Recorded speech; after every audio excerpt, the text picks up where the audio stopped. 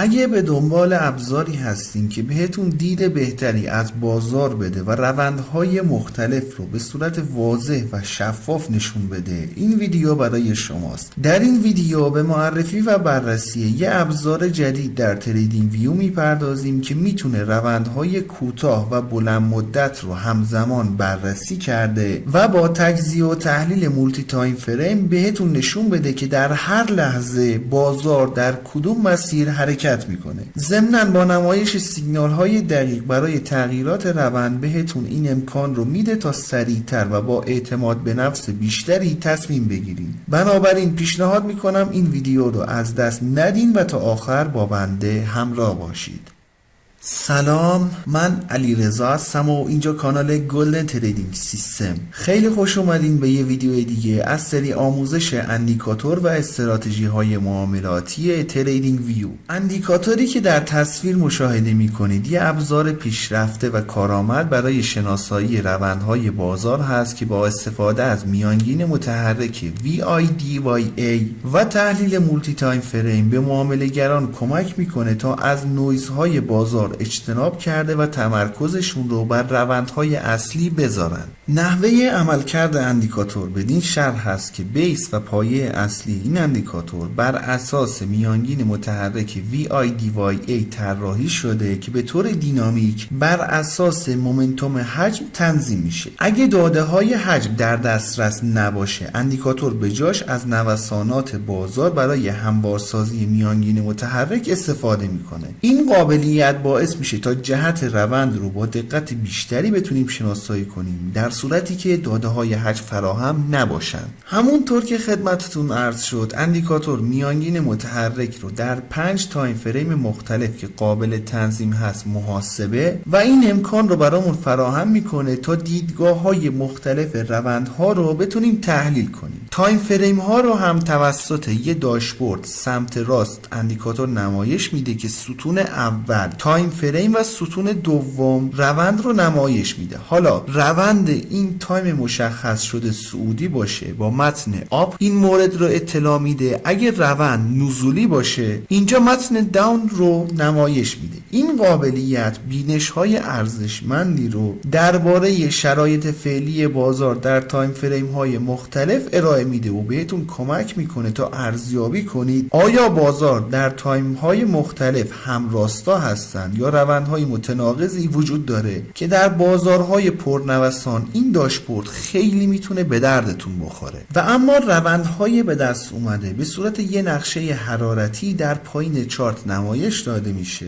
برای آشنایی اولیه اگه بیاین و در لول های 1 2 3 و 4 یه خط افقی بندازین، پایین ترین ردیف مربوط به اولین تایم فریم هست که در این چارت تایم 60 دقیقه یا همون یک ساعت تنظیم شده. به همین ترتیب تا ردیف پنجم روندهای تایم ها رو به صورت گرادینت نمایش میده. شدت رنگ ها دوستان نشون دهنده فاصله میانگین متحرک از قیمت هست. اگه میانگین متحرک خیلی از قیمت فاصله داشته باشه، این رنگ ها به صورت قرمز یا آبی پررنگ نمایش داده میشن. اگه فاصله کمی رو داشته باشه، به رنگ نارنجی یا آبی کم رنگ نمایش داده خواهند شد. اندیکاتور به صورت پویا بر اساس میانگین های متحرک در 5 تایم فریم میاد و رنگ کندل ها رو هم تغییر میده. هنگامی که در یک روند صعودی قرار داشته باشیم، رنگ کندل ها آبی نمایش داده میشن. هنگامی که قیمت در یک روند نزولی باشه، کندل ها به رنگ قرمز نمایش داده میشن. حالا اگه میانگین ها نشون دهنده تغییرات احتمالی در روند باشه، کندل ها به رنگ نارنجی نمایش داده میشن تا تغییرات احتمالی در مومنتوم رو نمایش بده و این تغییر رنگ فرایند شناسایی روند غالب و تشخیص بازگشت های احتمالی رو ساده تر میکنه. یه سری سیگنال های آپ و داون رو روی چارت دارین مشاهده میکنید که در واقع برای نشون دادن تغییرات جهت روند قرار داده شده. زمانی که میانگین متحرک VIDYA از یه حد مشخص بالاتر بره، سیگنال آپ نمایش داده میشه که نشون دهنده تغییر تغییر روند از نزولی به صعودی هست. بالعکس زمانی که میانگین متحرک VI/DYA از یه حد مشخص پایین تر میره، سیگنال داون نمایش داده میشه که نشون دهنده تغییر روند از صعودی به نزولی خواهد بود. این سیگنال ها دوستان در واقع برای کمک به شناسایی تغییرات جهت بازار قرار داده شده که بتونید به طور مناسب عکس العمل هایی رو بهش نشون بدید. اینکه بگیم از این سیگنال ها میتونید برای ورود یا خروج از معاملات استفاده کنید، اصلا توضیح خاصی براش در نظر گرفته نشده، ولی اینجور نیست که اصلا نمیتونید ازش استفاده کنید. به هر حال بایستی با سیستم معاملاتی که دارین این مورد بررسی بشه و اگه واقعا با سایر فاکتورهای سیستم معاملاتیتون این مورد سازگار بود، اون موقع میتونید اقدام کنید. از این نقشه حرارتی هم دوستان سیگنال های بسیار زیادی رو میشه ازش گرفت، ولی بهترین موردی که میتونید ازش استفاده کنید شناسایی تغییرات روند هست. معمولا تغییرات روند بر اساس نظریه فراکتال ها از تایم پایین شروع میشه و اگر تغییر روند رو داشته باشیم، این تغییر روند به مرور زمان به تایم های بالاتر انتقال داده میشه. یه موردش رو خدمتتون توضیح میدم، مابقی رو خودتون تست کنید. ببینید در این بازه زمانی که روند صعودی بوده، معمولا داریم رنگ‌های آبی و نارنجی رو مشاهده می‌کنیم تا اینکه در این ناحیه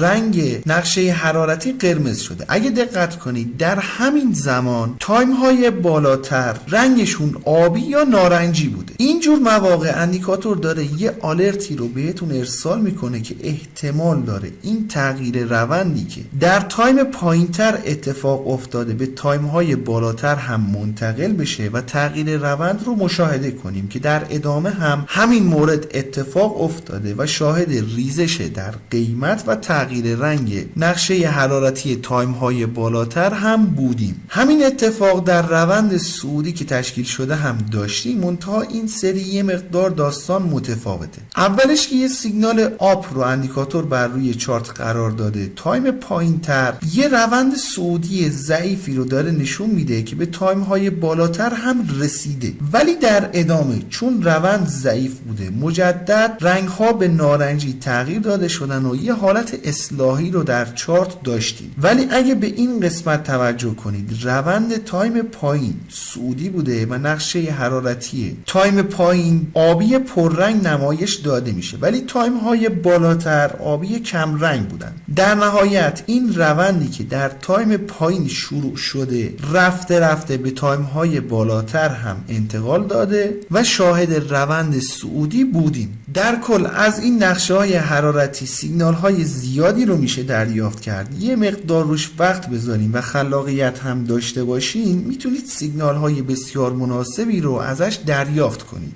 برای انداختن اندیکاتور روی چارت باید وارد سربرگ ایندیکیتورز بشیم. در تب سرچ بار عبارت هیت مپ ترند رو وارد کنیم. این اندیکاتور هست که توسط بیگ بلوگا طراحی شده. قبل از اینکه بخوایم گریز کوتاهی به قسمت تنظیمات اندیکاتور داشته باشیم، میخوام ازتون درخواست کنم که اگر فکر میکنید اندیکاتور یا ویدیو مناسب هست، لطفاً ویدیو رو لایک کنید. اگر هم دوست دارین با جدیدترین ابزارها آشنا بشین و نحوه کار باهاشون رو یاد بگیرین، پیشنهاد میکنم کانال خودتون، کانال گلدن تریدینگ سیستم رو سابسکرایب کنید و علامت زنگوله رو هم بزنید تا به محض انتشار ویدیوهای جدید بهتون اطلاع داده بشه. بسیار خوب، گزینه اول دوستان طول میانگین متحرک رو مشخص میکنید. گزینه دوم پریود مومنتوم حجم رو تعیین میکنید. در کل همیشه سعی کنید این دو عدد یکی در نظر گرفته بشه تا شناسایی روند منطقی انجام بشه. اگه قصد دارین روند رو در بلند مدت بررسی کنید، بایستی این اعداد بالاتر قرار داده بشه، ولی اگه عدد پایینتری قرار بدین، حساسیت اندیکاتور نسبت به نوسانات قیمت بالاتر میره و کوچکترین نوسانات قیمت رو هم اندیکاتور در نظر میگیره. به هر حال این دو عدد رو باید با سبک معاملاتی مورد نظرتون و کاربردی که از اندیکاتور انتظار دارین تنظیم بشه. در قسمت های بعد این 5 تایم فریمی که اندیکاتور محاسباتش رو بر اون اساس انجام میده رو تعیین میکنید. این قابلیت بهتون انعطاف پذیری بیشتری رو میده تا بر روندهای کوتاه مدت، بلند مدت یا ترکیبی از هر دو بتونید تمرکز کنید. باز اینکه در کدوم تایم فریم میتونه عملکرد بهتری رو نشون بده بستگی به استراتژی معاملاتی شما داره. انشالله که براتون مفید باشه. رو قله میبینم دوست من.